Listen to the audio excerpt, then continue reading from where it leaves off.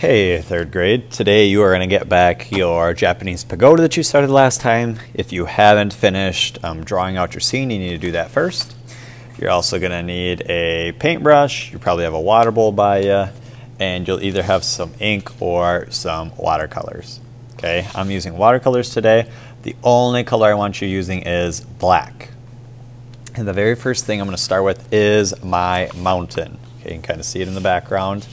I'm going to start with that one because I'm going to give it a little bit of a wash too. So I'm going to get my black nice and wet. I'm going to do just a little bit of the mountain at a time. So I'm going to kind of paint where that mountain is. I'm going to wash off my brush, and I'm going to take just some water, kind of drag this down a little bit.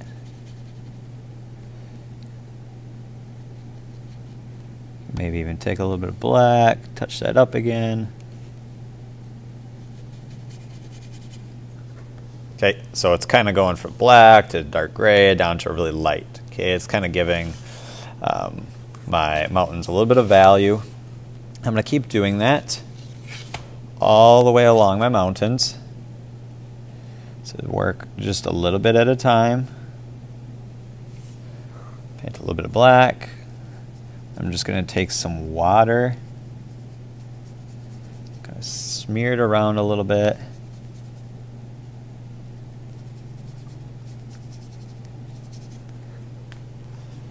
Continue working. Nice dark black. Work it a little bit with just some water. Or if you get a spot like this where maybe it didn't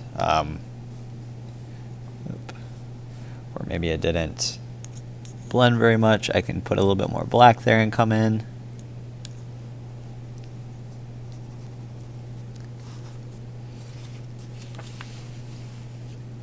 It's okay if I go over my trees right here. They're going to be in the foreground, so I'm going to end up painting over them anyways.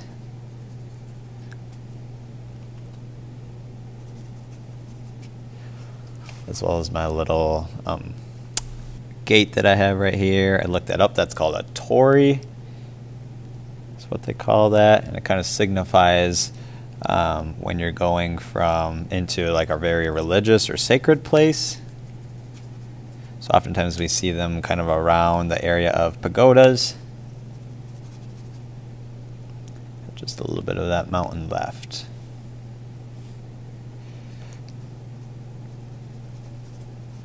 Alright, so got my mountain done. Next, I'm going to use my black to go ahead and fill in the other parts. So I'm going to carefully trace over the lines of my pagoda. Actually, while I'm at it, I did draw a little bit of a ground right here. I'm actually going to do the same thing that I did for my mountain. I could go in and do that.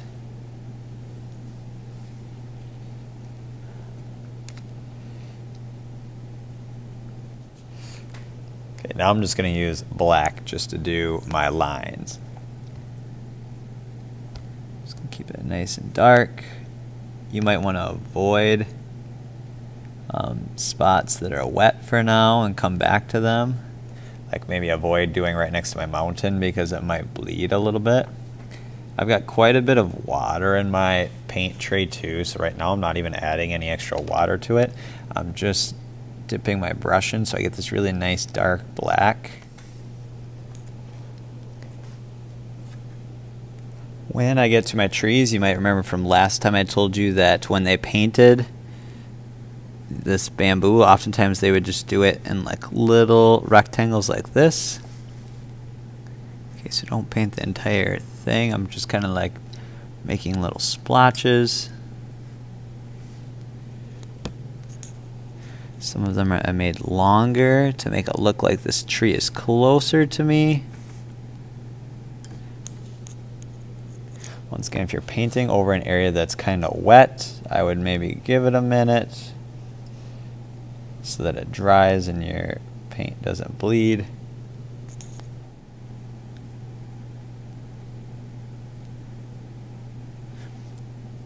Now, if you were somebody who drew something in front of the sun, like maybe this tree came up and it overlapped with the sun, you would obviously paint on top of that sun too. Okay, so I've done all my lines. The last thing I'm going to do is I'm going to add a few clouds to my sky. I'm not going to use any black. Okay, you can see that right now my water is pretty dark. My guess is that I can just take some of this water and just kind of make some cloud shapes. Okay, and they're just going to kind of dry as a nice faint cloud. Okay, one thing to know about painting landscapes, this is technically a landscape, is that the higher up the clouds get, the larger they're going to be. They're going to look like they're closer to me. So these ones are going to be a little bit larger. Then these ones that are closer to my mountains, I'm going to make a little bit smaller.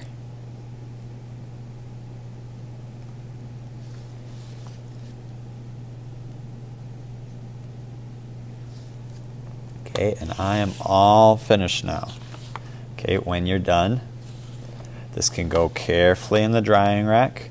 Remember to start with the mountains. I kind of outlined the very top with black a little bit.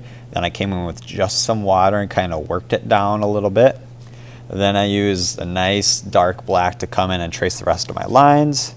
Did any areas where I drew, so I did that little gate, I did my trees, did my pagoda. Last but not least, you can come in with some grays and do your clouds too. All right, when you're done, make sure to clean up after yourself.